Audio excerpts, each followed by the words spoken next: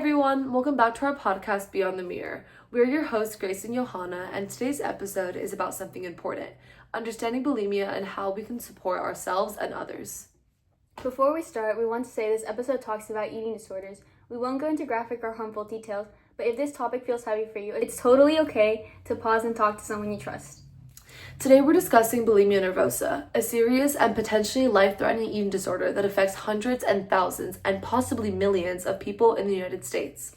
Our goal is to provide accurate evidence-based information about bulimia, including how common it is, what causes it, its health consequences, and how recovery happens. According to national studies, approximately 0.3 to 0.5% of U.S. adults experience bulimia nervosa in a given year.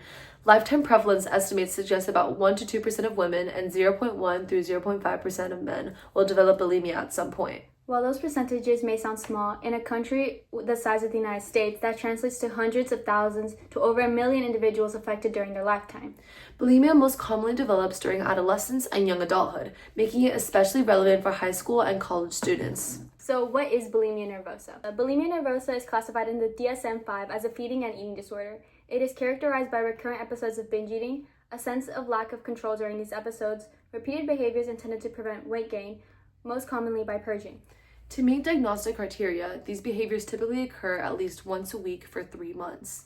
It's important to emphasize that bulimia is a mental health disorder, not a lifestyle choice or lack of willpower. So now we're going to talk about what causes bulimia.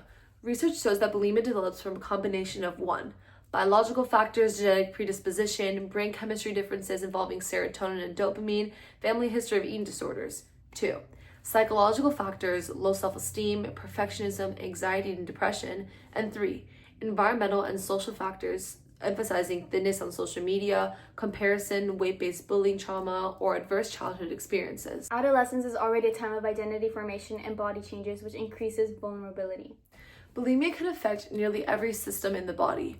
Cardiovascular systems, electrolyte imbalances, especially low potassium, risk of irregular heart rhythms, potential cardiac arrest in severe cases. Gastrointestinal systems, inflammation of the esophagus, chronic acid reflux, and stomach pain. Additionally, we can also see that dental health, tooth enamel erosion due to repeated acid exposure, and mental health, increased risk of depression, increased anxiety, high rates of self-harm, and suicidal ideation. Electrolyte imbalances are especially dangerous because they interfere with normal heart and muscle function. So next we're going to be discussing diagnosis and screening. Healthcare providers diagnose bulimia using medical history, physical exams, lab testing, and psychological evaluations. Lab work often checks for electrolyte disturbances, dehydration, and other complications. Early detection significantly improves outcomes.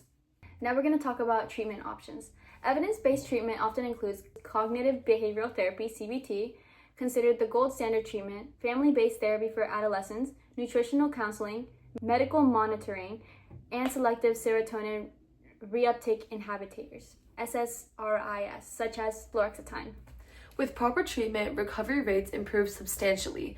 Many individuals achieve full recovery, especially with early intervention. What are the barriers to treatment? Unfortunately, fewer than half of individuals with eating disorders receive treatment.